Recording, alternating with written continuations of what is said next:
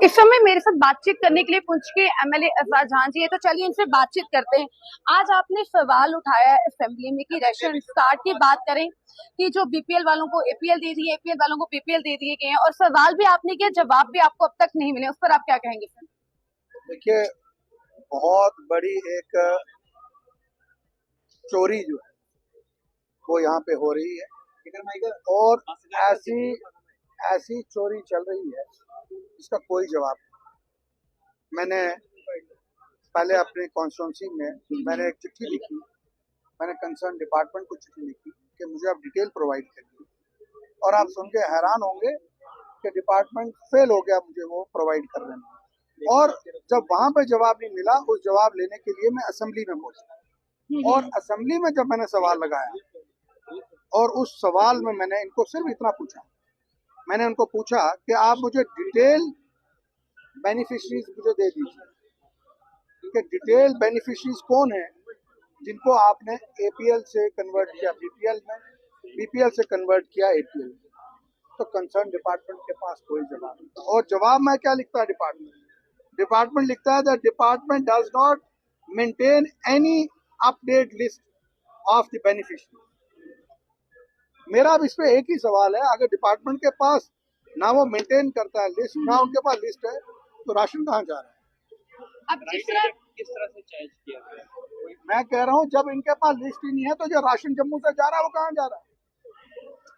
जब इनके पास डीलर के पास और इनके टीएसओ के पास, इनके एडी के पास लिस्ट ही नहीं है, खुद डिपार्टमेंट लिख रहा है, तो राशन कहाँ जा रहा है? और कहीं ना कहीं ये भी कहा जा रहा है, बीजेपी वाले कह रहे हैं कि आपकी बात जो है बिल्कुल ठीक कह रहे हैं आप, तो अब कहीं ना कहीं सवाल यहाँ पे 10 साल से हुकूमत उनके पास है, तब वो लोग कहाँ? देखिए, मैं आपको एक बात बताऊं, ये जो राशन का मसला है इसमें हमें पॉलिटिक्स नहीं करनी चाहिए। ऑनरेबल प्राइम मिनिस्टर साहब जो बीजेपी से हैं वो भी चाहते हैं गरीब को राशन मिले, वो भी इस पे सियासत नहीं करना चाहिए। तो 10 साल मैं वही उनके पास है। गवर्नर साहब भी चाहते हैं कि उनको मिले और चीफ मिनिस्टर साहब भी चाहते हैं राशन इनकम मिले, लेकिन पिछले 6-7 सालों से ये जो मुलाजिम है, क्योंकि गवर्नर साहब के पास वो इलेक्टेड रिप्रेजेंटेटिव नहीं थे जो उनको फीडबैक देते थे, और मैं कहूंगा इसमें 100% अगर कसूरवार है, मैं एलजी साहब से गुजारिश करूंगा कि इनके सीआईडी विंग और जो इनकी एजेंसियां हैं वो सबसे बड़ी कसूरवार है, जिन्होंने उनको फीडबैक नहीं दिया। और यहाँ मैं आपको बता रहा हूँ, मैंने मिनिस्टर साहब को भी कहा कि अगर आपको यहाँ पे जवाब देना था तो कम से कम तैयारी करके आना चाहिए। ये क्या जवाब है कि हमारे पास डिटेल ही नहीं, हमारे पास लिस्ट ही नहीं। तो इस पर आप क्या कहेंगे जिस उन्होंने जवाब दिया कि हमारे पास डिटेल नहीं है कुछ? उन्होंने मुझे एश्योर किया है कि मैं डिटेल भी मंगवाऊंगा, कार्रवाई भी करूंगा।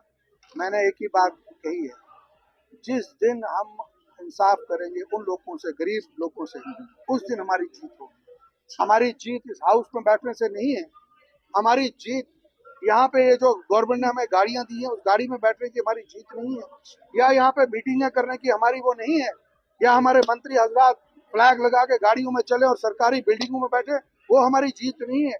हमारी जीत उस दिन है जिस दिन हम जम्मू कश्मीर के लोगों को बीपीएल और एपीएल के जो जायज हकदार हैं उनको राशन के टेबल पर देकर। इस समय आपने देखा कि हमारे साथ बातचीत कर रहे थे एमएलए जो हैं पुंछ के एजाज जहां, साफ तौर पर उनका कहना है कि हमारी जो जीत है उसी पर होगी जब लोगों को इंसाफ मिलेगा, जो वाकई में बीपीएल वाले हैं, एपीएल वाले हैं, उन्हें जब इंसाफ मिलेगा तो ही हमारी जीत है। फिलहाल क्या कुछ कहा उन्होंने, आप तमाम लोगों ने ये जो सुना, तो अपनी अपनी राय भी है जो हमारे कमेंट सेक्शन में जरूर दीजिएगा।